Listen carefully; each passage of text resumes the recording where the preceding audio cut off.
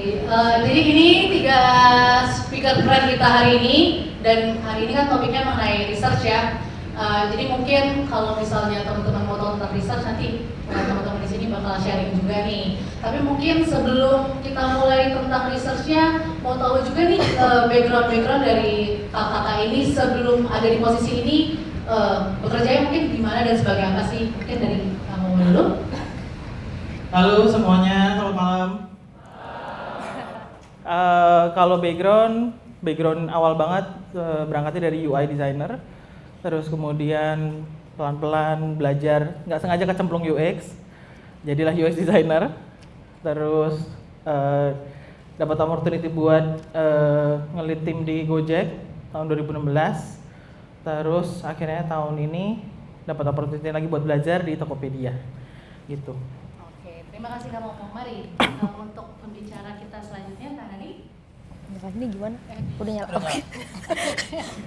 Jangan gugup lagi. Oh ya, oke, nggak gugup. Malam semua. Thank you so much for coming. So my name is Naning. I'm a UX researcher from Singapore. Sebelumnya saya dulu kuliah di Fasilkom UI. Jadi saya backgroundnya CS, bukan IS. Cuman pertama kali bisa masuk dari UX sebenarnya satu-satunya alasan adalah supaya bisa lulus kuliah, karena jadi mencari ilmu yang paling hipster supaya bisa lulus sidang, itu satu-satunya alasan pertama. Cuman tapi akhirnya alhamdulillah banget, I had the chance to go into UX, and then I realized this is something that I want. Terus dari situ mulai belajar UX di Singapura. Mulai kerja pertama kali di McCann, di digital advertising di Singapura. Di sini juga ada mestinya McCann. Di McCann sekitar 3,5 sampai 4 tahunan sebagai UX research. Jadi doing both data analytics and then qualitative research as well, and then doing a bit of social media. Previously I was in Yahoo Corporate. Mungkin kalian kalau ada yang familiar juga, saya sempat di sana sekitar hampir 10 bulanan kali ya. Terus dari situ ke McCann, dari McCann terus pindah ke startup TradeGecko. We build inventory management solution, so it's a software. It's not like a consumer products where everyone can use it. It's not a mobile app as well. Itu software kayak SAP kali ya. Jadi solution dari situ terus sekarang di SP Digital. SP Digital is a digital transformation team under Singapore Power. Singapore Power is a utility company in Singapore. The easiest way probably to menganalogikan Singapore Power itu apa, mungkin sebenarnya kayak PLN di Singapura, cuman kita fokus di distribution and transmission. And now I'm focusing more on research. Thank you, Kak Naning. Nah, yang terakhir nih mungkin Kak Jesslyn boleh. Oke, halo. Ini nyala nggak sih? Halo, gue Jesslyn. So my educational background was like really different. Sebelumnya belajarnya justru biologi sama food science, jadi beda banget. Terus sempat apply ke Happy Fresh as management trainee.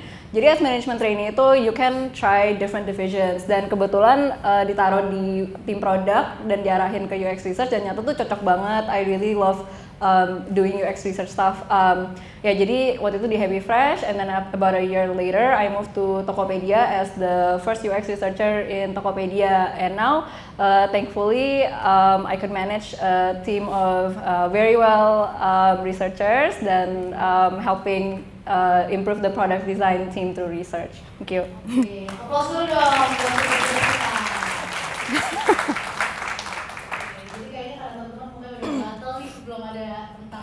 Sharing researchnya, mungkin kita bisa mulai dulu kali ya. Karena di sini 2 pembicara kita dari Tokopedia dan 1 dari SP Digital. Mungkin untuk pertanyaan awalnya nih tentang research, boleh kita bagi untuk Tokopedia dan SP Digital ya. Nah, untuk Tokopedia dulu deh. Mungkin antara aja satu kamu ada yang mau share. Could you share how research fits into the product life cycle in the company? Oke, research sebenarnya jadi bisa dari any stage of the product life cycle. Jadi bisa dari before the product is made, during, until after.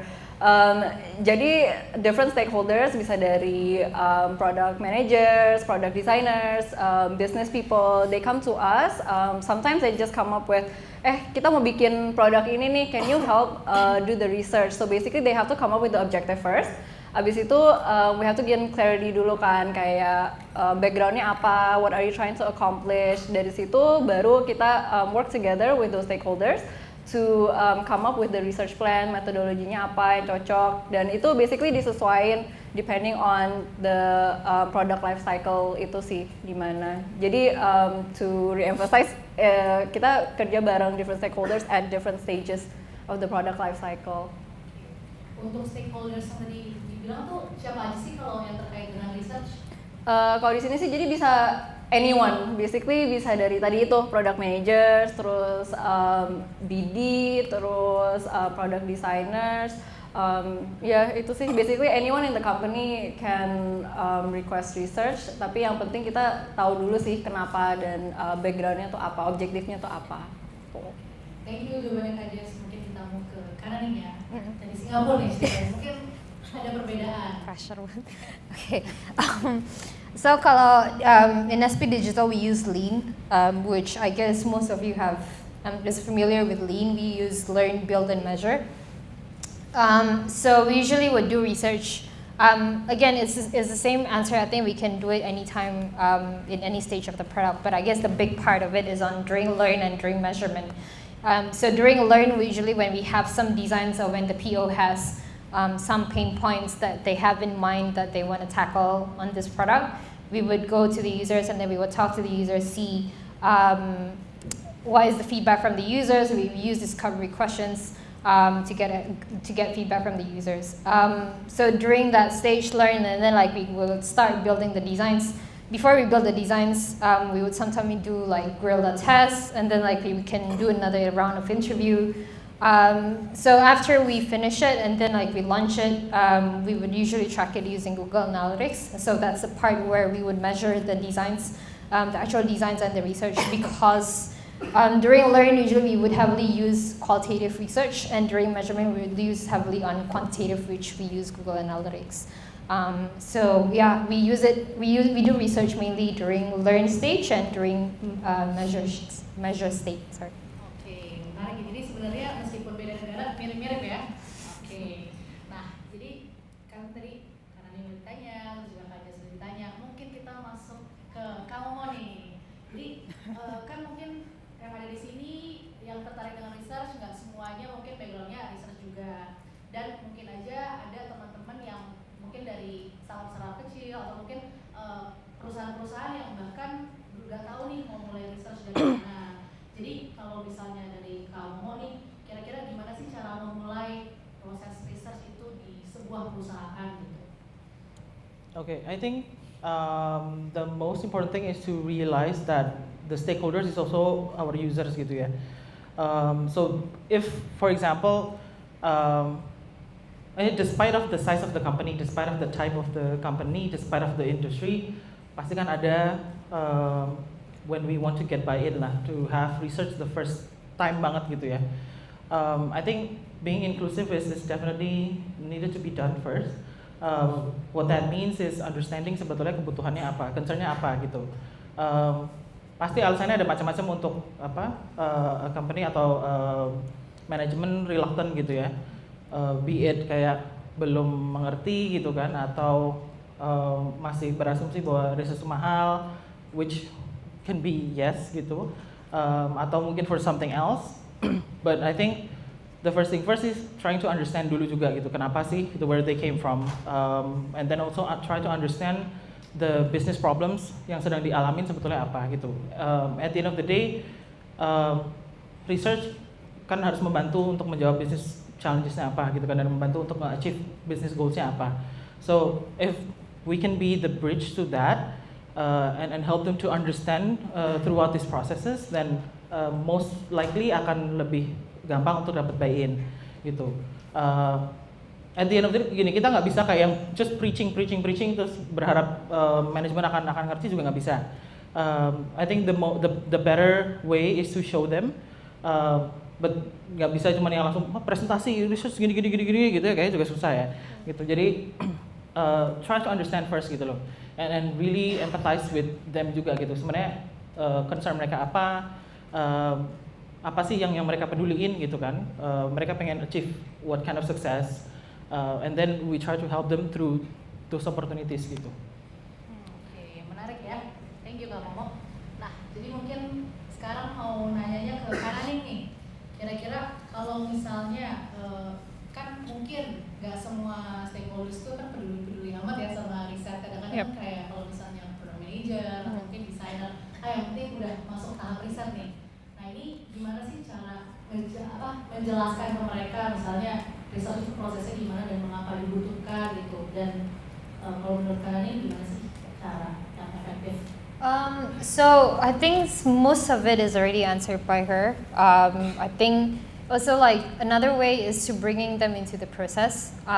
So like when you do user interview, when you do analyzing the findings from the research, bringing the people, bringing a stakeholder into the process, I think is a very good way to bring them into the process and then see the feedback directly from the users. Because I think the best thing about interviews, for example, it's unbiased feedback directly from the users without any agenda from anyone. It's not like, oh, I think it's like this, I think this is not good. It's not about I think, but it's subjectively from the users. So I think some of it is already there. Another way as well, like so we used to try to explain to, if it's like internal stakeholders, like digital people, is not, I think the challenge is not that hard because most of the digital people, they know the process, they know the value of research. But I guess the biggest challenge, if you talk to the higher ups people, where the question that would come to you is that, how does this translate to revenue? Or like what is your ROI? What is actually what you sell? So these are the questions that you actually have to answer. So instead of focusing on the how you do the research, I think you have to highlight what is the value of research. After doing research, so if you have multiple products, you can also highlight based on the products, the ones that gone through the research, how is it currently performing right now? So you can look from that kind of point of view. But basically, I think it's very, very important to show the value in their language. So it's not like the value in our language where we say, oh, you can empathize with the users, you can get feedback from the users, blah, blah, blah, blah. If you talk to the people, to the higher ups, where what their mindset is just business, they wouldn't see it as a value. So you have to translate it back again to numbers and really, really show what is the ROI of research. Okay. Thank you for the answer, Kak Naning. Jadi kalau tadi kan mungkin udah dikasih tahu nih gimana cara ngeyakinin bahwa oh research itu diperlukan loh dalam mungkin pengembangan produk atau mungkin ketika mau buat produk gitu. Tapi kan terkadang nih kan udah ada yang namanya roadmap ya.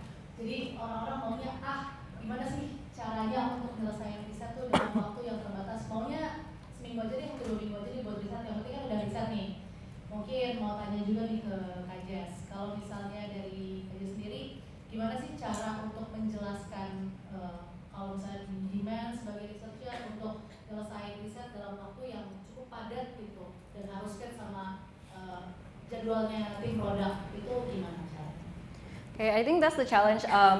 Well, one of the challenge. Jadi some stakeholders, they don't understand like the end-to-end process of research. They don't understand kayak sometimes it's not up to us, tapi it's also up to the users kan. Karena for research kan there are several points that you have to do, such as recruiting. That's one of the part that takes the longest time gitu.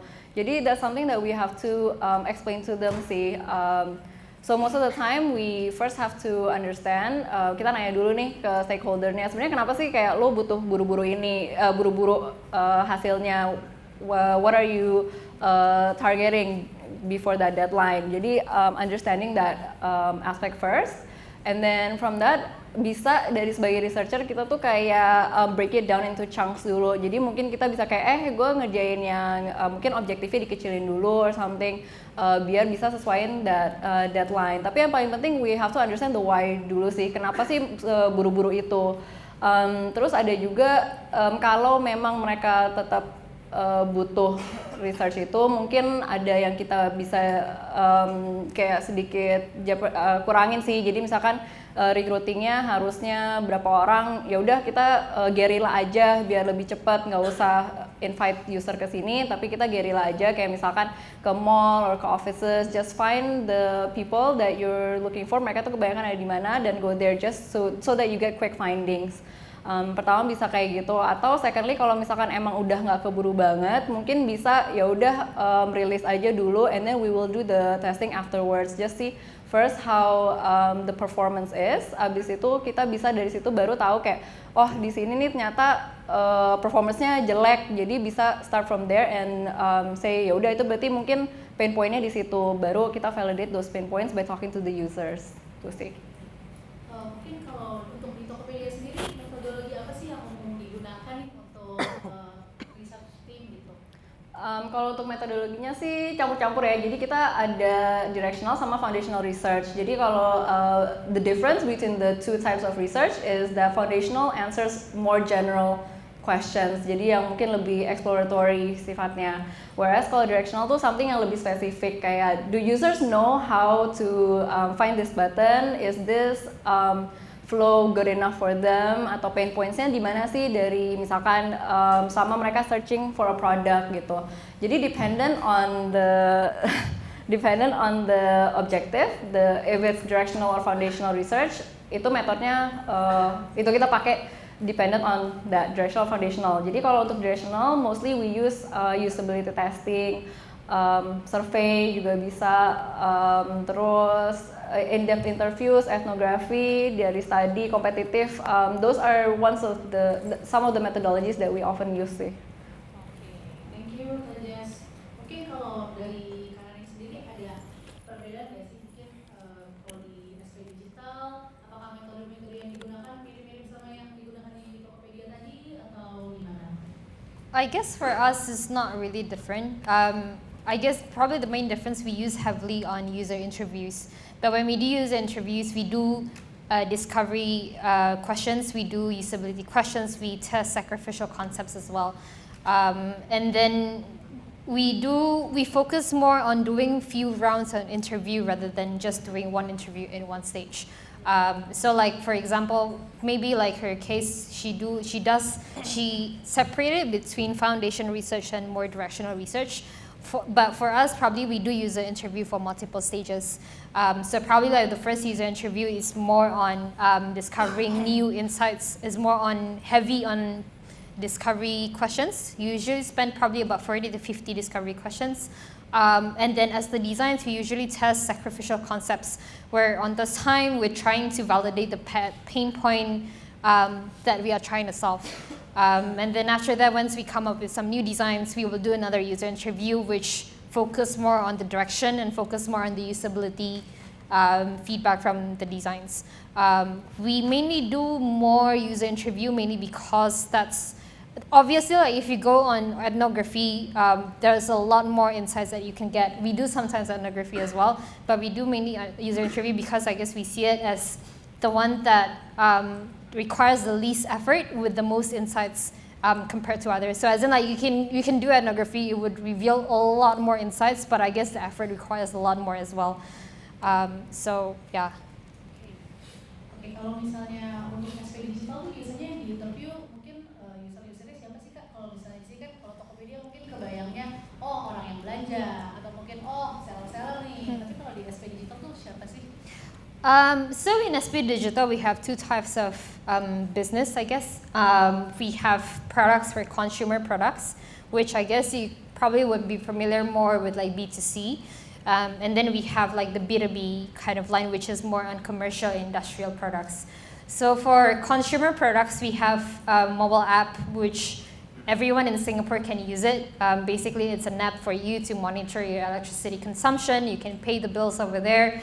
So the electricity in Singapore, the market is already open. So choosing electricity retailers is more like choosing telco here, probably in Asia. So from the app, you can choose it's like a sky scanner for electricity plans in Singapore. You can choose like various plans in Singapore. So in those kind of in the kind of app and the kind of context for the users, we have two kind of personas, which is conscious proactive, we call it, and easy solution seeker.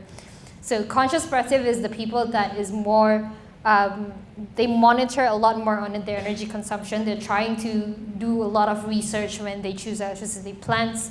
And then for easy solution seeker, they're trying to get the easiest way to pay the bills, for example.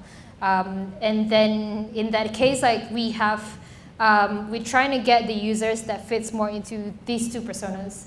So those are for B2C, but for our B2B products. So we built software solutions for buildings in Singapore to help them to monitor energy consumption and to help them to become a green buildings. So in those type of research, which is more like a B2B research, we focus more on a very, very, very specific users. In this case, we usually would try to get building managers and facility managers for each of a building. Then we try to see like how they usually manage the building and then what are their pain points. Oke, menarik ya. Jadi beda ternyata kalau misalnya pilih electricity di sini dan juga di Singapura. Oke. Nah mungkin kalau tadi kan ngomongin lebih tentang interview ya. Jadi mungkin mau tanya nih kalau misalnya kamu mau, kan mungkin udah pernah kerja bareng beberapa design team dan bersinggungan juga nih sama research. Kira-kira skill apa sih yang dibutuhkan untuk bisa menginterview atau melakukan ya berbicara langsung lah dengan user gitu? Okay, the baseline empathy kan gitu. Baseline-nya empathy, cuman empathy kayak gimana sih gitu. Satu sebenarnya gini kayak come with a curious mind gitu ya. Benar-benar memang pengen tahu gitu, bukan dengan mindsetnya kan harus bener dulu. So have that curiosity to really understand usernya seperti apa gitu kan, the kind of information that we want to get from them. The kind of behavior that they're doing every day, the pain points that yang kita memang pengen cari tahu gitu. So curiosity is one. The second is kayak misalkan open-ended, being able to open-ended questions. Jangan terlalu spesifik gitu kan. Kalau cuma jawabnya yes no gitu ya, ntar susah ya gitu kan. Ada satu lagi namanya istilahnya curious comments. Curious comments itu kalau bahasa Inggris tuh tell me about something atau can you explain more about this gitu kan. Sebenarnya bahasa Indonesia kan juga bisa jadi leadingnya bukan leading ke spesifik particular cases atau particular task, tapi lebih ke sebenarnya dalam tanda kutip nyuruh gitu ya, cuman orang kadang nggak sadar gitu. Coba tolong dijelasin dong Bu gitu. Ini contohnya ada apa aja gitu kan. Gitu. Atau emang satu lagi sebenarnya juga storytelling gitu ya. Storytelling fungsinya buat ngebantu nge-build situasi lah gitu, atau skenario gitu. Bisa aja contohnya misalkan kayak coba bayangin ngapain gitu, atau bisa juga di-build kayak dari seminggu terakhir kalau pakai Tokopedia belanjanya apa aja gitu. Jadi dibantu untuk di build up situasinya, skenarionya supaya orangnya juga bisa kebayang gitu. Jadi itu mungkin beberapa ini ya skills yang communication skills lah gitu ya, yang bisa ngebantu untuk menggali informasi lah gitu. Oke. Jadi curiosity ya penting banget ya. Tapi beda sama kepo ya Kak ya? Ya. Oh beda. Diarahin aja yang positif lah keponya. Jangan kepo kayak netizen ya guys. Ya jadi mungkin kalau itu kan tadi pertanyaan-pertanyaan yang udah kita tanyain di sini nih. Tapi aku juga mau tanyain pertanyaan dari Slido juga biar nggak bosan. Ini ada pertanyaan dari Tony Stark. Oh udah selesai syuting apa yang jelas ya soalnya. Misalnya tadi kan jadi dia nanya nih Tokopedia biasanya menggunakan metode apa saja, tapi tadi udah terjawab. Jadi mungkin kita mau ke pertanyaan ini ya. Bagaimana cara mengolah data dan juga bagaimana cara dokumentasi research-nya? Ya, mungkin silakan dari Tokopedia yang ingin menjawab. Dokumentasiin research itu maksudnya kayak the findings atau kayak during ya. Kalau misalkan during so during your research session, you have to record it juga gitu. Jadi whether it's video recording atau voice recording. Kalau misalkan video recording itu kan bagus ya. Jadi you can like play it back again, and then misalkan ada stakeholder yang nggak ikut, then you can show it to them. That's like during.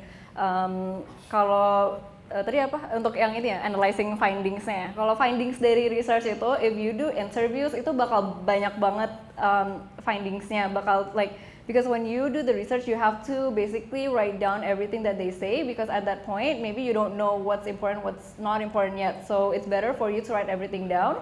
Abis itu baru diolah lagi, dipilihin lagi yang mana sih yang menjawab objektifnya. It doesn't mean that the ones that's not answering the objectives are not important, because it could also answer another objective. It could lead to another question yang mungkin bisa di-research lagi, atau mungkin bisa jadi new opportunities for your company. How to analyze those findings? Biasanya ada beberapa cara. Jadi for me, you can do an affinity diagram. That's one. One that I usually do is namanya kayak rainbow sheet gitu, atau nyari patternnya sih basically. Kan kita interview banyak orang, you have to find the pattern for each of the segment. Jadi one way is that you list down all the possible answers, and then you mark si person one iya atau enggak, you check box gitu. Jadi kayak iya dia jawab yang ini, terus orang kedua dia jawabnya mungkin jawaban yang lain. Habis itu baru ditally. Jadi dari situ you know, let's say out of 10 people how many of them say this gitu. And when you do the report, I always make sure that you include the data as well. Jadi ada graphnya, terus basically ada some kind of proof that you can show to the stakeholders, kayak ini loh perbandingannya kayak antara this segment and that segment. Mereka misalkan segmen A ngomongnya kayak 2 out of 10 say this, but let's say like 3 of 10 of the B segment say this. Jadi harus ada illustrationnya juga sih gitu. And you have to make sure that kalian tuh bukan cuma ngasih informasi doang, not just saying those numbers, but you also have to include the insights. Like what does that insights mean? And the actionable insights juga sih. Jadi suggestions-nya apa? What is the key takeaway gitu. Thank you Kak Jess sudah mau menjelaskan dengan hebat ya. Oke. Nah, biar teman-teman nggak ngantuk nih karena hari ini hari Senin, mungkin ada yang mau kepo nggak nanya-nanya ke speaker kita? Dibuka nih untuk satu orang. Ada yang mau tunjuk tangan untuk nanya? Oke, silakan. Iya. Dikasih aja.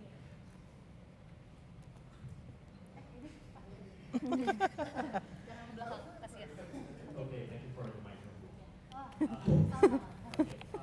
My name is Johan Bambang. I'm the IT services supervisor. Currently, I'm studying product management. So I'm curious from three of you. Does a product manager help the research to mediate between engineers, marketing, and sales? Or it doesn't? Or between, so product managers have 4 methods to research. Sometimes use agile, waterfall, hook method, or even prototyping. So which one is better to do this? Tadi help apa?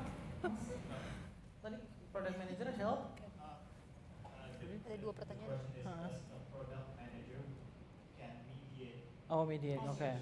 between engineers, sales, and marketing? Because product manager, I don't know in Tokopedia, do you have product manager or you do not? Or maybe as B2b Design you have, because product manager usually to convey important information, so it will create a good product. That's my question. Okay. Wanna answer? Yeah. Okay, so I hope I can answer this question. So when I was in Tregeco, I was working inside a product team. So I was the only UX person. I wasn't working closely with the design. I was working with the designers, but I was working closer with the product managers at the time. So the value of having me in the team at that point is that I was a representative of the user in that team. And when we do research, especially for research that is more foundational, we usually would do it together with the product managers as well. From my understanding, like by working with previous product managers, correct me if I'm wrong, but usually product managers should have 3 skills, 3 perspectives at least, engineering, business, and UX. So as a product manager, you should know the pain points that you want to solve based on the product, based on the feedback from the user. And then as a researcher, I would help them to validate those pain points. But the pain point, what pain point that you want to solve, it should come from the product managers. It shouldn't be like you wait for the insights for the user and then you try to come up with the pain point. Usually the pain point can be there from based on your business perspective. And then research would help to validate and learn more about those pain points. Yeah, and then usually when we do research, the product manager at the time in my previous company, they want to make it the culture as to have as much empathy to the user as possible. So at the time, the product manager actually encouraged all the engineers and designers to join the interview, even though they don't ask anything, because we do remote interviews. So we would bring like the team inside it. So usually, even though it's only me who lead the research, the interview session, but everyone is there and then listening to the feedback from the user. So I guess it's more on the culture so that everyone can see as well how actually the product that they're building performing in front of the users. Okay, does that answer your question? There was another question. Oh, what? Sorry? There are 4 methods product managers use: agile, waterfall, hook method, and prototyping. What do you use to make a good product? Yeah, I think that's not specifically towards research methods, but that's product development kind of like framework in general. I think in Tokopedia we're mostly using Agile, and I think a lot of the companies these days are using that, but it's different from companies to companies depending to ini. Cuman waterfall sih biasanya sudah agak diiniin ya, udah nggak lagi gitu. Hook model is a different framework. It's part of building product, but not necessarily to the development itself. And prototyping it's one of the process yang bisa dipakai either buat validation for designs or for research, for anything. So the 4 things are correct, yes. Semuanya sebenarnya nggak ada masalah sih gitu. Cuma tinggal it's different things saja, I think. Gitu. Mungkin kalau misalnya tertarik, kita besok juga ada di hybrid product. Jadi kalau misalnya mau tahu lebih banyak tentang produk, manager bisa datang juga ke acara kita. Jadi sering-sering datang ke Tokopedia ya. Oke, kita lanjut ya ke selanjutnya. Jadi tadi kan kita udah cari tahu nih gimana untuk user, ngomong sama user, terus juga analisa data dan lain-lain. Nah, mungkin mau tanya juga nih ke Kak Naning ya kali ini. Kira-kira kan data tuh sebenarnya banyak ya, user bisa ngomong apa aja, terus juga mungkin kalau data kuantitatif juga banyak nih yang didapatkan, bisa overwhelming ya. Nah, ketika membuat research gitu, gimana sih cara untuk menentukan apa sih yang penting untuk mungkin di go through dan apa juga yang mungkin ya nggak begitu penting gitu dalam research itu. Penting untuk di present? Ya, present lebih ke ya. Jadi findings-nya udah ada? Datanya sih, yang lebih ke analisa datanya. Gimana? Enggak kan misalkan kayak user udah pada respon. And then like how do you Okay. So I guess one of the most important part as well when you start the research is you get the alignment from the stakeholders as well. So you talk to your product owners, you talk to your engineers. If you have multiple product owners, talk to everyone, and then you talk to your designers as well. Trying to get their expectation. What is their expectation based on this research? What do they want to get based on this research? What kind of pain point that they want to validate? Which designs they want to validate? What are the things they want to learn more? So during those alignment or meetings, it's also a very important way for you to understand people's expectation and needs. So it's like doing research for stakeholders, basically, like trying to understand what they're looking for. And then when you do the interviews, you can always, when you do the questions, when you do the plan, I usually would send it out for FYI for everyone as well. So this is my interview plan, what do you think about it, any feedback, blah, blah, blah, blah. And then like, it's not only about the feedback, because like usually, especially when you work on B2B products, the product owners tend to understand more about the space and the users rather than yourself. So when you send the interview plan, for example, to your product owners, they'll get feedback, they give you feedback and stuff like, oh, this is not the right way to ask the questions, or I think you should ask this kind of angle. So I think you'll get those kind of feedback as well. So you show it to them, and then like once you have the you've done the interview, and then you get the insights and everything, you know exactly what is your stakeholder is looking for. I think that's also one of the most, the biggest difference between academic research and research in the industry.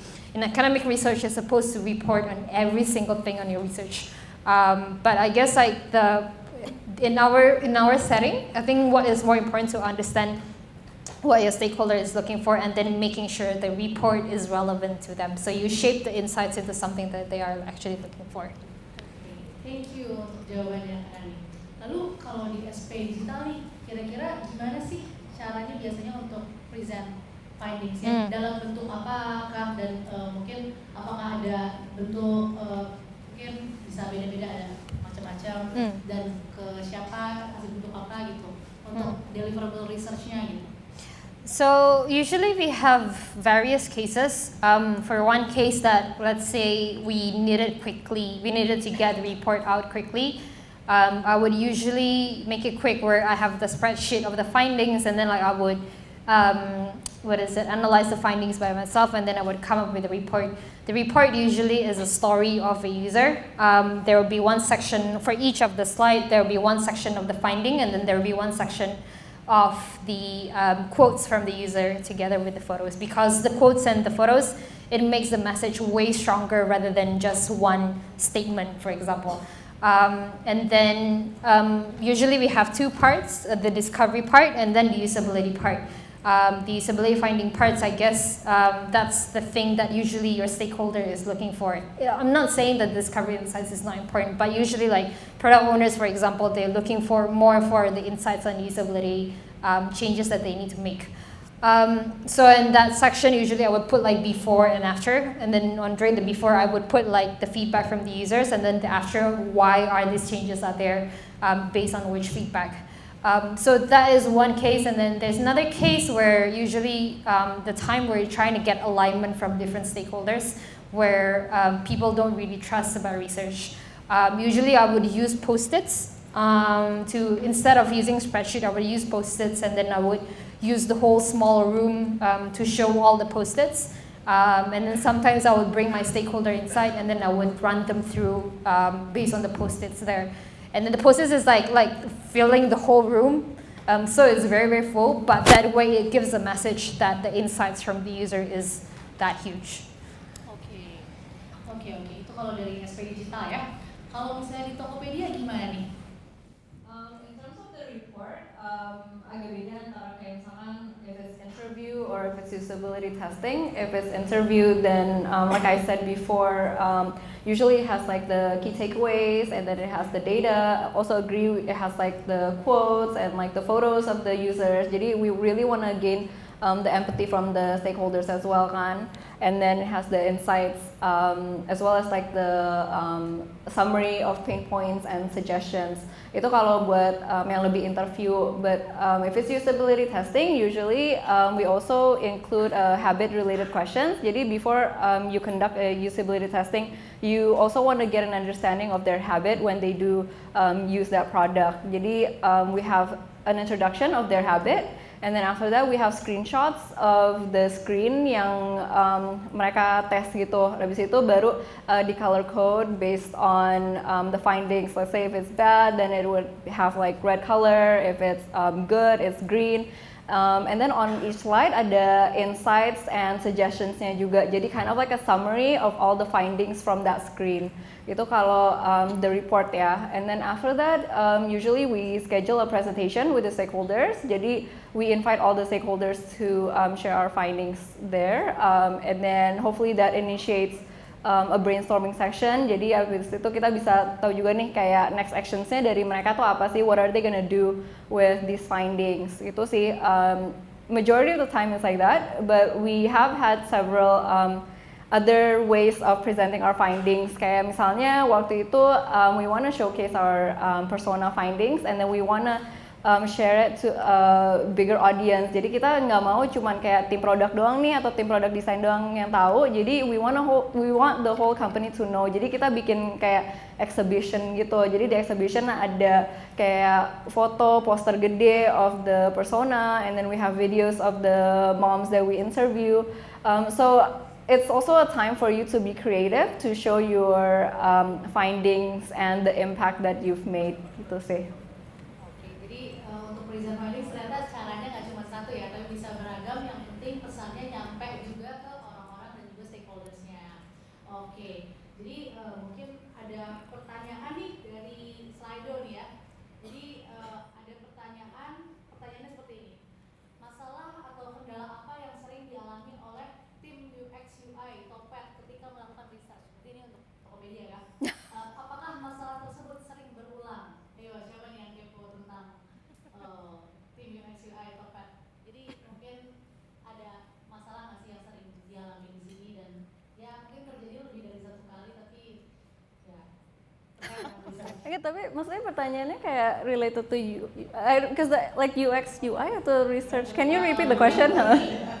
Jadi dia nanya gini, masalah atau kendala apa yang sering dialami oleh tim UX UI Topet ketika melakukan research? Mungkin lebih ke UX. Maksudnya ke UX research kali ya, kalau dimaksud dari UX research, salah satu challenge-nya itu tadi kayak recruiting.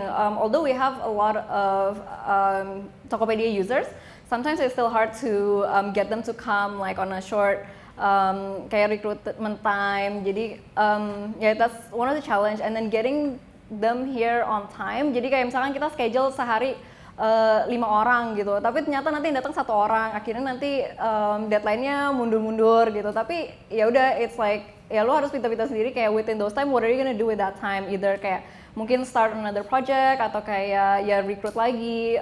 Basically you have to use your time efficiently, but that's one of the biggest challenge I think a lot of researchers probably feel is like recruitment. Yeah, I think that's like one of them. And then okay, also Tokopedia kan gede banget. It's also a bit hard for us to communicate the findings and make sure that everyone knows these findings and implement these findings itu sih, because yeah. Menarik ya, jadi meskipun kelihatannya company-nya besar, ternyata tidak. Itu juga ya, luput dari masalah juga. Nah tadi kan ngomongin nih, ternyata implementnya mungkin rada challenging. Mungkin mau tanya ke kamu sih, kira-kira gimana sih cara make sure bahwa hasil research-nya itu bisa diimplementasikan mungkin dalam building produk atau gimana? Sebetulnya harus ditariknya dari sebelum ngelakuin research-nya gitu ya. Tadi kayak Naning mention juga alignment juga penting gitu. Alignment bukan cuma masalah ke objektifnya aja, tapi juga sebenarnya alignment towards rencana-rencana kayak roadmap, ada milestone apa yang mau dilakuin gitu kan, OKR kalau misalkan ada pakai OKR gitu atau KPI gitu. Jadi sebetulnya I think another challenges adalah alignment itu juga gitu kan. Kayak di satu sisi mungkin ada yang ada some stakeholders yang pengennya research ini itu, tapi not necessarily align sama what the team is trying to build gitu, atau what the company goal is gitu. Pengennya banyak aja gitu, pengen tahu gitu kan. So that's the curiosity is good gitu, cuman tetap harus ada priority kan. So making sure that the research insights ataupun nanti hasil brainstormingnya atau action itemsnya dari research supaya bisa diimplement, sebetulnya alignmentnya terjadinya jauh sebelum the research is actually being planned gitu ya. Karena kalau udah itu ya nanti alignment di belakang sih bisa gitu, cuman balik lagi sebenarnya dari awal kalau ada alignment dari awal bahwa misalkan let's say kita punya target untuk this quarter mau ngapain misalkan gitu, atau what kind of questions that we want to find out, atau what kind of problems that we're trying to understand more. So having that alignment upfront akhirnya bisa jadi membantu untuk nge-plan dan get align antara tim product maupun tim research untuk nanti making sure ini tuh udah bigger chunks-nya at least udah jelas, lebih jelas lah gitu. Along the way pasti akan ada some improvisations, ada some changes, some apa, tapi at least everyone involved itu udah on the same page lah gitu kira-kira. Nanti untuk implementasinya akan jauh lebih gampang gitu, karena udah lebih sesuai gitu kan. Oke, jadi gitu ya teman-teman kalau misalnya mau mengimplementasikan hasil riset ke produk design atau mungkin building products-nya. Nah, jadi ini ada pertanyaan lagi nih dari Slido untuk Mbak Naning. Jadi katanya before Mbak Naning mentioned that we need to convince the higher up stakeholders the ROI of the research. How do you do that? And could you share a case study? Why? I've mentioned it a bit before. So this is something that is homework for me as well currently. This is something that I'm currently working on. If you guys have any other insights on this, please let me know as well because I'm still learning on this. But currently what we are trying to do is we're trying to see for each of every product that we have. One of the things that we see is that the ones that gone through, there's a difference between the products that gone through research and the ones that didn't go through research beforehand. I can't tell you in details about it what happened, but we look from there and then we put in, based on the list of it, we put the numbers. For example, research would, it may increase the number of active users, for example. So we're trying to tie it back into the quantitative numbers. And then from there, we also trying to look into how much actually the number of costs that we save after doing research. So we do research instead of going through this kind of design, we go into this design, and then from the design that we successfully to avoid, we managed to save how much man days, for example, of engineers. So those are the ways that we're currently exploring. I'm also still exploring whether that is the right way or not, but we're trying to tie it back into the numbers of how much the revenue and the cost you can actually get or spend without or with doing research. Oke, thank you Kak Naning. Jadi kan tadi udah pertanyaan dari Slido juga, udah nanya-nanya dari Cupers juga, jadi mungkin dibuka lagi nih pertanyaan buat yang kepo. Oke, itu udah semangat ya. Udah semangat banget. Oke, jadi mungkin untuk katanya gitu ya, tadi untuk bulan sebelum disuruh. Ternyata bersemangat sekali. Oke, ya, perkenalkan aku Adam. Jadi saya pertanyaanku mungkin agak beda ya, agak melenceng tapi nggak apa-apa ya. Melenceng gimana ya? Maksudnya dan saya dari tadi teman-teman kan bahas tentang UI UX ya, produknya itu digunakan untuk mass user. Maksudnya customer user. Gimana kalau misal produknya itu B2b? Kayak gimana sih sebenarnya teman-teman tuh measure kayak the value of user research? Worth it nggak sih sebenarnya investment di situ dibandingkan dengan ya nanti habis training selesai kita training aja. Thank you. Oke, terima kasih.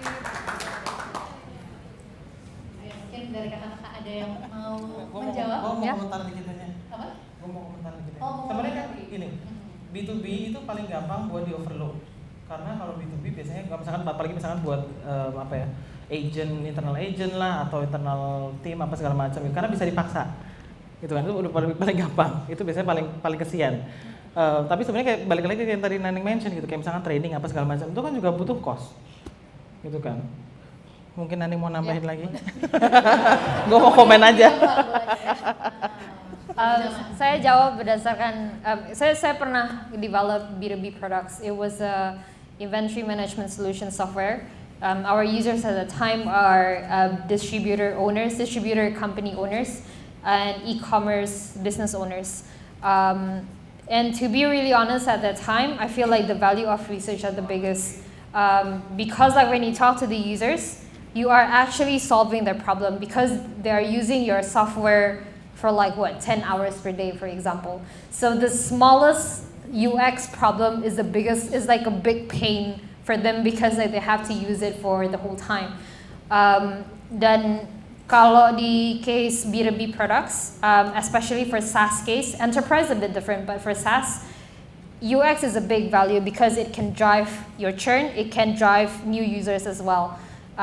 Dan apalagi di market yang playernya nggak terlalu banyak, a good UX would be a big value because like people would use it for like 10 hours per day, and then they would most likely would prefer to choose something that is easy to use. Functionality is number one, but UX is also a big value. So when doing research at the time, it wasn't hard to convince the stakeholders at the time that doing research is important, because we can see clearly the difference between when we redesign a new feature and we redesign an old feature to become something that is more usable. The engagement of the particular features, it increased a lot, and it actually brings new users as well. Dibanding kalau consumer mungkin kayak kalau kita ngebenerin satu part, misalnya payment misalnya, efeknya mungkin nggak akan terlalu berasa dibanding kayak B2B kalau misalnya kita ngebenerin satu feature, karena kita misalnya nggak tahu kalau Tokopedia, tapi kalau misalnya kalau SP Digital misalnya kita bikin app untuk electricity, app kita yang untuk residential, payment dipakai sebulan sekali, bayar listrik nggak mungkin kan bayar listrik sehari 3 kali kan. Makanya jadi kayak kalau misalnya B2B software, research is very valuable. But it's not only to help to improve the usability of the product, but also to understand exactly who are your users. And who are your users is not just about the user, but also the type of company that they are working on. What is the business process? Why they're using it that way? Who are the users? The users usually is not only one user. Usually the users has multiple users as well. Terus user yang mana pakai feature yang sebelah mana, itu juga beda-beda banget. Oke, jadi abang menjawab pertanyaannya? Terus tanya enggak ya. Jadi mungkin satu pertanyaan lagi, karena tadi yang di depan udah bersemangat banget, mau cari semangat yang di belakang atau di tengah-tengah sana, ada yang mau tanya? Tunjuk tangan silakan. Oh itu semangat banget. Oke, tapi agak jauh ya. Nangkep Mas. Oke. Agak jauh, literally.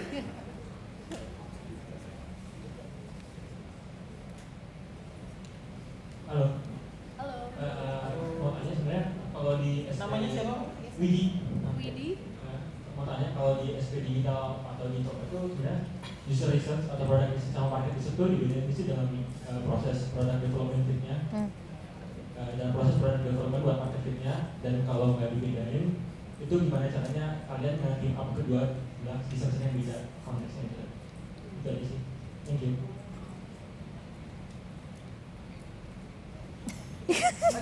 Kalau di Tokopedia sih nggak dibedain. Jadi basically, although our title is UX research, we do a lot of market research as well. Jadi I think there's a lot of overlap between UX research and market research. Makanya jadi kayak kadang stakeholder kita pun kan dari tim bisnis, tim marketing. So in the end, basically we kind of do the same thing sih. I think the difference is just kalau misalkan UX, there's other methodologies kayak misalkan usability testing, ya more like that sih. Tapi kalau misalkan market research kan kayak survey, interview juga, FGD, and those are the methodologies that we do anyway. So dependent on the objective, we basically can be UX research or market research sih. Kalau Tokopedia sih gitu, mungkin. Ya, kalau mau jawab? Gue nambahin aja. Oke, iya. Sebenarnya pembedaannya lebih ke alokasi timnya, gitu. Jadi there are some of the team yang memang assigned dedicated for products, gitu kan. Some for the core-nya gitu ya, yang lebih general research-nya. For us, I guess we differentiated quite distinctly, lumayan beda market research and user UX research, because we consider market research as quantitative. Jadi kalau di tim kita sih kita specify banget kalau kita capabilities-nya lebih ke kualitatif. Quantitative, for us we use GA. We sometimes use survey as well, but then we would try to use professional service to do the market research or the survey, for example. Kalau di kita sih lebih fokus ke UX research dibanding market research. Menjawab?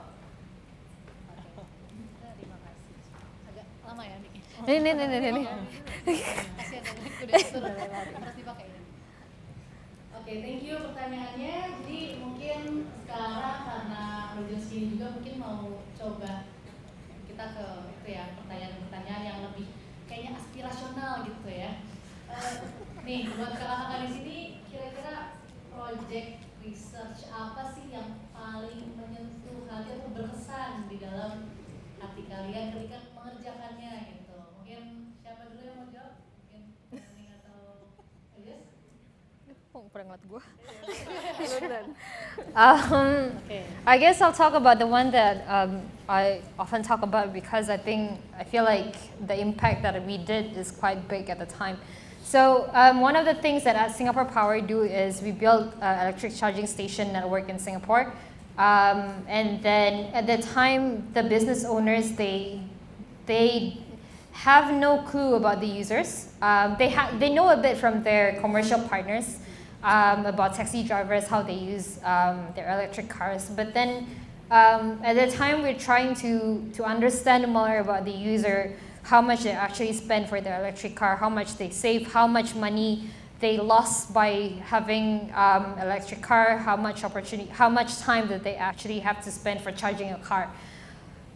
So we did a user interview. We did a user interview with 8 drivers, taxi drivers. And at the time, it was very interesting because, I don't know in Indonesia, but in Singapore, the taxi drivers, they are super talkative. Especially when you do interview, they get even more talkative as well. So they talk a lot about stuff like, I do interview, I do charging, and because I'm too tired to do charging in the night, so I do it in the morning. And then the charging would take about 1.5 hours. So I have to do charging before I start driving. So I would wake up at 4 a.m. and then I go to the charging station, bringing my pillow and then my blanket as well. And then I charge and I wait in the car for 2 hours. So those kind of story is the things that the stakeholders at the time didn't know anything about. And then to be able to show it to the stakeholders, to present it to people that is not even digital people. And then I tell them the story about this taxi drivers, and then they understand about the pain point, and then it shaped a lot about on their business direction. So I think like it was quite impactful. I feel like just by having the feedback from the users, it shaped a lot about the business. It's not only about shaping the designs, but it's really, really shaping the business direction. So I think I really like it because of that. Oke, thank you Kak Naning. Terus kalau misalnya dari Tokopedia gimana nih? I think for me yang paling kayak paling menarik atau kayak memorable itu when we were doing the persona, and then one of the persona itu kan moms yang pakai Tokopedia. And then what I like about this research is that we did ethnography study. Jadi kita actually kayak ke rumah-rumah ibu-ibu ini, and then we were just like hanging out with them and then like ngobrol-ngobrol di sana. So it was really just like natural in their natural environment kan. Jadi kita bisa ngelihat juga nih kayak sehari-hari kalau misalkan mereka pakai Tokopedia, conditionnya kayak gimana sih? And we learn kayak misalkan kita tuh mesti create a product that's like so easy for them to use because a lot of them kan ada kayak bayi kayak gitu, terus dari itu mereka kayak mesti sambil masak, sambil gendong babynya. Jadi they really want to spend time shopping, tapi waktunya tuh juga dikit gitu. Jadi when we visited these ibu-ibu gitu di rumahnya gitu tuh bisa benar-benar ngerti kayak pain point-nya apa, kebutuhannya mereka tuh gimana, dan jadi kayak benar-benar bisa empathize with their daily situation. Dan tadi misalkan ingat kan, I also shared that we did the exhibition, and then it was really good because we were able to share these findings to the whole company juga kan. Jadi yeah, I think that's like one of the most memorable ones sih for me. Oke, thank you jawabannya Kak Jess. Jadi ada pertanyaan lagi nih dari slide do. Pertanyaannya adalah how do you groom a fresh UX researcher? Jadi fresh banget nih, nggak ngerti maksudnya fresh itu apa. Tapi and how do you measure performance of UX researcher? Mungkin untuk ini Naning dulu mungkin. Ngomong aja mama. Atau kamu mau dulu? Atau coba aku dulu? Mama. Saya mau jawab. Anak freshnya maksudnya apa ini? Oke. Ada yang mau jawab? Kalau gue sih gue cemplungin. Oke, gimana tuh maksudnya dicemplungin? Enggak sih, tapi biasanya gini kan, kalau let's say misalkan ada new hire gitu ya, baru masuk gitu kan, kita biasanya kan pasti kan ikut ke apa namanya, kan kita ada roadmap, ada plan produk segala macam, jadi biasanya kita pasti bikinin 3 months sambil probation, sambil ada 3 months targetnya apa yang benar-benar memang involve in real cases gitu. Nah sambil itu sebenarnya kita punya proses buat kayak onboarding juga ada gitu kan, training juga ada gitu. And then kita punya apa namanya, kayak skill matrix gitulah. Jadi scope-nya apa, role responsibility-nya apa, jadi sebenarnya kita bisa measure juga dari situ in certain levels what's expected of this person gitu. Nah jadi semuanya sebenarnya nyambung gitu, antara dari role-nya dia tuh yang di-expect dari role-nya dia itu apa, starting point-nya dia sekarang ada di mana gitu kan. Kemudian harapannya kan dengan melalui project-project yang dalam within 3 months itu kemudian bisa sambil belajar gitu. Jadi nanti biasanya kalau pas lagi probation every month sih biasanya pasti ada one on one sambil check in, ngelihat progresnya gimana, ada feedback gitu. Itu sih biasanya seperti itu sih gitu. Oke. Terus ada lagi nih pertanyaan nih. Jadi ada pertanyaan dari hamba Allah. Aduh. Astagfirullahaladzim ya, harus dijawab karena hamba Allah. Jadi when you conduct usability testing, which one do you think is easier for user? Ask them to tell past experience or ask them to imagine future experience?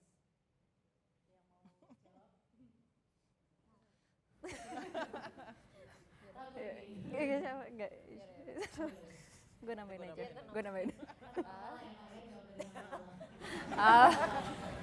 Kalau kita, we don't really ask for future experience unless we have designs.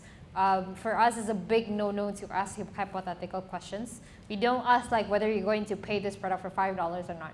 So we always go back to the current experience, and we always set up the order of the question as natural as possible, so that it's easier for the users to flashback their memories. But yeah, we don't ask anything in the future except the ones in the designs. And the designs, I guess, is more like to see what is the reaction on the sacrificial concepts. And then to also show like the usability issues of the designs. Ya, setuju sih.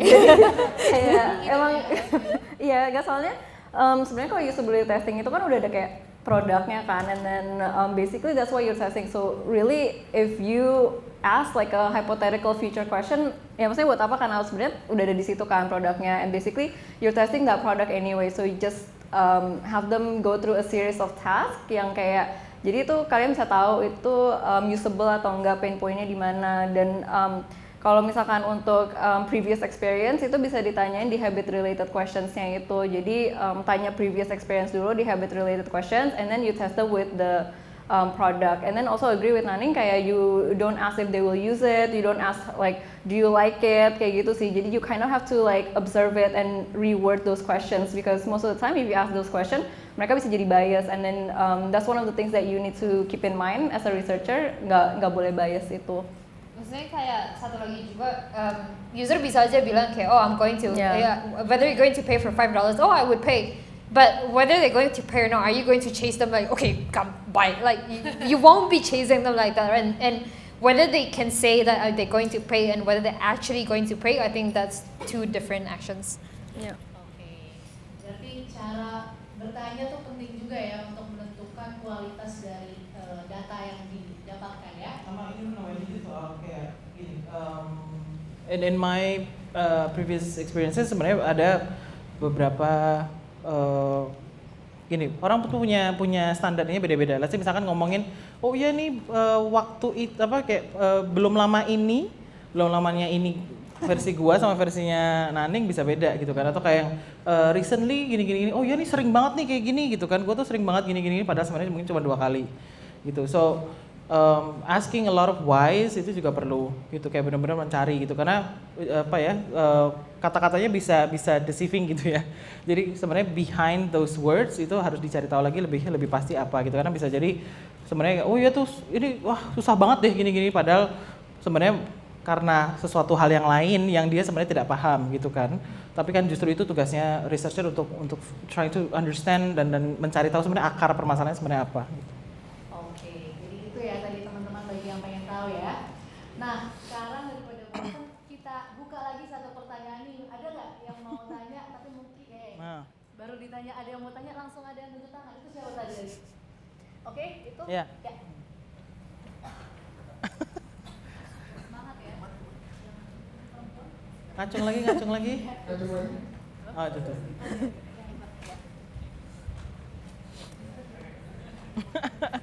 Nama aku Monika. Mau nanya sih, mungkin ada yang belum jelas banget perbedaannya kayak researcher, PM atau product designer, dan mereka ini role-nya beda banget atau at some point bisa intersect gitu loh.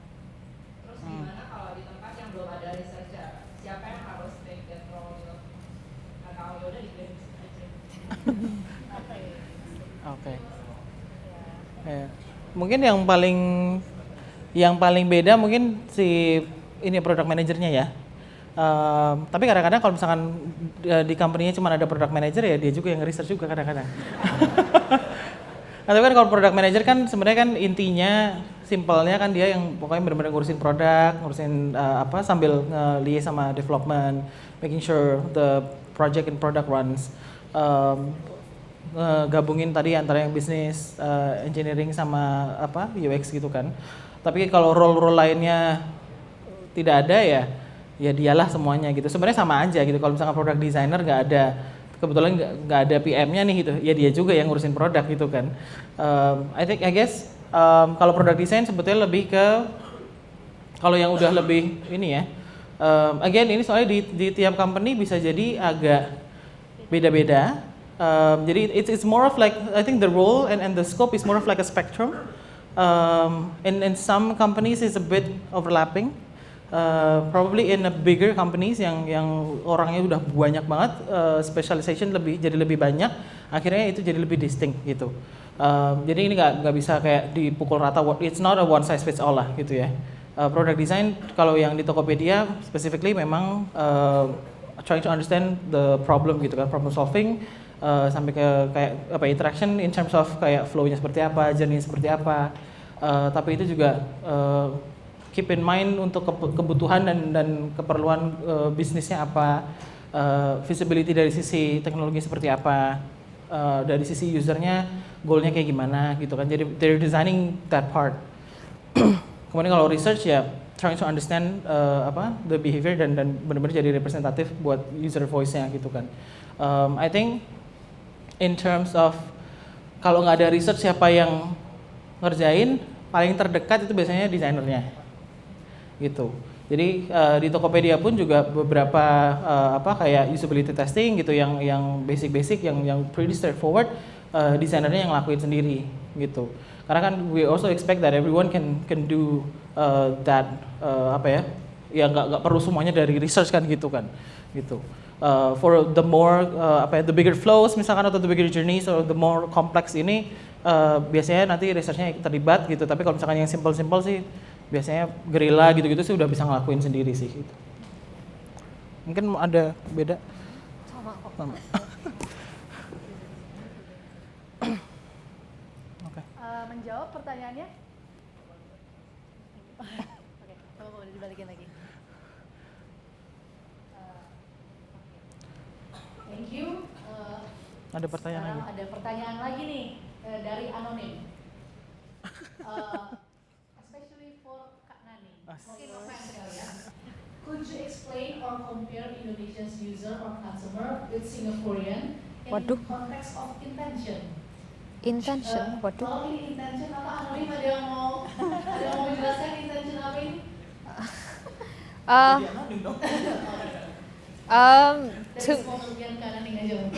To be really honest, I really don't know how to answer that question because I've never worked professionally in Indonesia. So probably the things that I know is just based on my personal experience rather than my professional experience. But in Singapore, I have both personal experience and professional experience.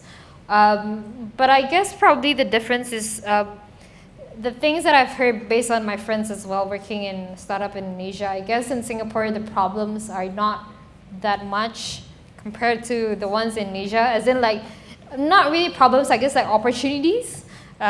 Best way to put it, problem di sini untuk di-solve ada banyak banget dibanding di Singapura. Di Singapore, for example, payment, every banks, they already have their own wallet, they have Apple Pay, Samsung Pay, everything is already working there. We are almost cashless right now. I don't really bring cash at all anymore because I just use my Apple Pay to pay. But here is like a totally different scene. The users also very different. Like kalau di Singapura, kalau untuk cashless, semua orang saling mengencourage satu sama lain untuk jadi cashless. Kalau di sini kayaknya case-nya akan sangat berbeda. Apalagi ya, terus mungkin kayak demographics, geography, apa namanya? Singapura itu kecil, ya geografinya kecil banget. Singapura itu cuman mungkin lebih kecil dari Jakarta kali ya. Kalau bikin produk kayak misalnya Tokopedia atau misalnya Gojek, scale-nya jauh lebih besar dan makanya research jauh lebih dibutuhin juga karena user di sini sama user di daerah beda banget kan behavior-nya gitu loh. Kalau di Singapura biasanya kita nggak terlalu punya banyak case di mana kayak user di Orchard sama user di Jurong itu nggak beda gitu loh, kecuali mungkin lah jarak MRT-nya dari kantor ke Orchard sama ke Jurong mungkin ya beda, tapi kita nggak punya case di mana. Kalau di sini mungkin kayak user di Jakarta sama user di Papua pasti beda banget kan tentunya gitu loh. Kita sih nggak sebanyak itu. Paling mungkin yang kalau dari user sih yang beda itu, cuman kita mungkin juga lebih apa ya, produk-produknya mungkin agak lebih future, as in kayak gimana? User expectation juga higher. Iya betul, user expectation is way higher. If you look at our App Store reviews, a lot of them would complain on the UX. They specify the UX. Some of them actually they complain, why don't you fire your researchers and UX designers? Like we have that kind of feedback because like people actually understand UX. We got a lot of feedback like how come your experience is shit and then blah blah blah. We get all of this, which I don't know whether you get it in Indonesia or not. Some, yeah. Iya, di Singapura tuh, ya kita dapat feedback kayak gitu. Ya terus secara teknologi ya gitu, mungkin kayak kita di sana bisa ngerjain kayak electric car, kita bisa ngerjain kayak district cooling, cooling yang nggak pakai freon, pakai air. Kita bikin smart town as well. Jadi kayak project-projectnya banyak yang feature kayak bener-bener yang feature banget gitu loh. Yang menurut saya nggak yakin kalau di sini bisa sampai ke arah situ apa enggak. Ya belum.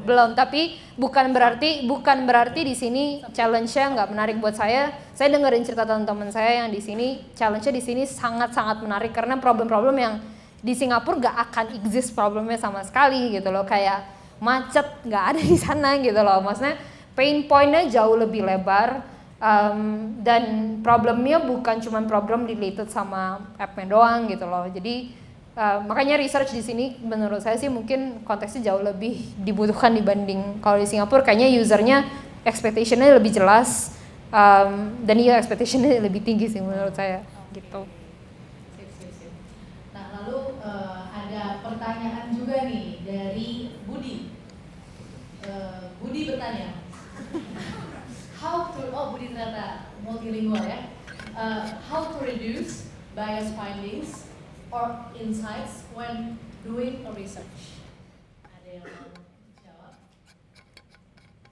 I think to avoid bias findings, kayak it's the way you word the questions juga sih. I think make sure it's not leading kan kayak tadi. Jadi and then you have to kind of ask them to kayak tadi mungkin dari ceritain dibilang juga ya. Jadi kayak ask them to ceritain dong terakhir kali misalkan lo belanja di Tokopedia or something. Jadi have them recall an experience that they had before.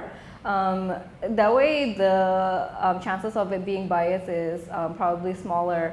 And then tadi juga sih yang kayak I mentioned, jadi basically as a researcher harus sering kayak latihan ngobrol aja sih, kayak anggap aja itu bukan participants yang lagi mau di-interview, tapi ya kayak anggap aja kayak teman or something, and then you're just like asking them questions. How do you get insights from them, and then understanding the why. Jadi nanya why-nya terus itu sih. Hopefully that minimizes the bias. That's usually what we do sih. Nambahin dikit dari from my past experience when doing sempat ngelakuin etnografi, apalagi pas lagi etno ya. I think tapi ini mungkin bisa apply buat semuanya. When doing research, saat misalkan lagi research, udah pokoknya fokus ke usernya aja gitu. Nggak usah jangan sambil ngedengerin jawaban itu sambil synthesize sambil nyari solusi gitu ya. Ntar jadi malah jadi campur-campur gitu kan. Makanya kenapa perlu kayak recording itu biar supaya nanti kita bisa recap lagi apa aja sih tadi yang sebenarnya ditemuin gitu kan. Tapi mindsetnya benar-benar kayak when doing the research ya. Ini dari sisi ininya ya, dari sisi kitanya yang sebagai ini kan researchernya kan. Just focus on trying to understand them, benar-benar menggali informasinya, menggali pengalamannya dia, menggali behaviornya segala macam. Nggak usah mikirin, wah nanti gini nanti gitu apa segala macam. Jangan sambil synthesize. Just try to understand and then listen to them and just be present with them aja gitu. Oke, just be present with them ya. Jadi seperti subasa bola adalah teman. Jadi kalau untuk researcher partisipan adalah teman ya. Jadi mungkin sekarang karena kita udah mau tiba di penghujung acara nih, mau tanya-tanya aja sih sama kakak-kakak yang udah berpengalaman, mungkin udah beberapa kali juga ya pegang research juga. Mungkin mau tanya, ada nggak sih saran-saran bagi orang-orang di luar sana yang mungkin tertarik untuk mendalami atau baru mau memulai untuk mendalami bidang research gitu? Siapa yang mungkin mau kasih tips and triknya biar cemerlang kayak kalian duluan? Nanda? Oh, jangan saya bias nanti. Apa ya? I guess itu buat yang ini ya, yang baru mau mulai nyemplung ke research. I think ini sih sebenarnya gini, kalau yang di Indonesia sekarang kan sebenarnya kan banyak nih meetup gitu ya. Dan sebenarnya UX researcher sekarang juga sebenarnya udah banyak. Nggak banyak banget sih, tapi ada lah gitu kan, lumayan. And these people usually biasanya very not very sih, cuman biasanya sih open buat ditanya-tanya, buat kalau mau belajar dan segala macam sebenarnya bisa gitu. So satu obviously trying to find the opportunity buat bisa nyemplung di company manapun gitu. In different sizes doesn't really matter gitu. Buat mencari opportunity buat benar-benar praktek dan immerse karena itu pasti beda. Cuman aside from that, try to also reach out to people yang memang udah doing being in the industry gitu ya, buat nanya-nanya gitu kan, and also maybe you can start personal project on your own gitu, try to understand different problems yang terjadi memang yang just natively related sama kalian gitu kan. And then try to analyze from all of the things that you read online. Sekarang soalnya kan banyak banget ya metodologis apa gitu kan banyak banget gitu. Tapi balik lagi sebenarnya kan yang kalian pelajari terus itu dipakai buat apa itu yang matters gitu loh. So personal projects, and then you can try to reach out to people yang di industri, try to get feedback from them, discuss with them, and then coba cari opportunity buat biar bisa masuk gitu. Which yang nanti sebenarnya personal projects itu bisa jadi portfolio gitu kan. Kalau dari gue sih gitu. Banyakin portofolio dan pengalaman ya, jadi ya. Iya, nyobain prakteknya sih sebenarnya. Prakteknya ya, oke. Sip. Kalau dari kakak yang lain nih ada. I think for me, one of the most important thing, if you are, for example, you are a qualitative researcher, is very important for you to find another value of your own, other than just being a qualitative researcher. Another way you can look at it as in mungkin kalian bisa nambah skills di product, let's say, or skills in quantitative research, for example. If you only do qualitative research, it's very hard for you to scale, and then it gives you perspective only from qualitative. Because in reality, even though you say like UX research is feedback from the users, blah blah blah, but in the end, it always ties back to revenue. It always goes back to the numbers. So again, I think the value of your own is not just qualitative research, trying to find other skill set or other experience that you can get other than just qualitative research. Other than skills, another thing you might want to look at is the product type. So like doing research, for example, mobile app for consumer and doing it for B2b software is a totally different process.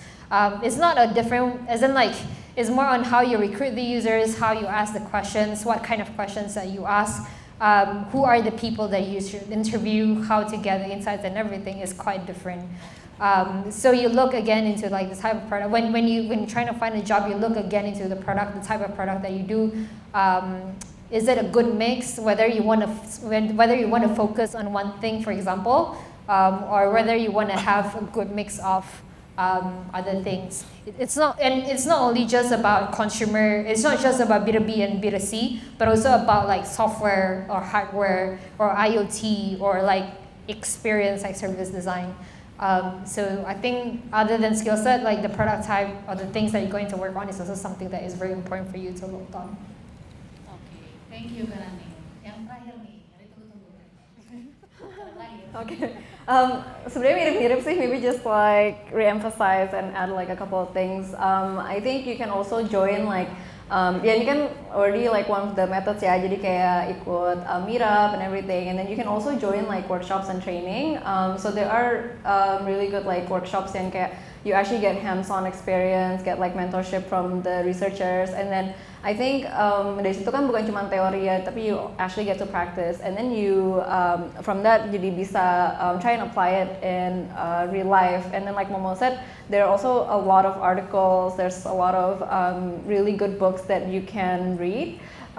But what's important is for you to practice what you read. It's not just theories yang cuma dibaca doang, tapi emang harus latihan gitu. In the end kayak tadi juga sih kayak mesti nyemplung juga dan mesti coba. And then sooner or later, semestinya kayak abis interview user and everything, you kind of start to get the hang of it. You start to understand, oh gue salah deh kayaknya kalau tadi gue nanya kayak gini, kayaknya mereka jadi jawab a certain way. You kind of basically learn from your own experience juga sih, I think. So. Jadi intinya mungkin teman-teman yang mau belajar research harus kecebur ya. Oke?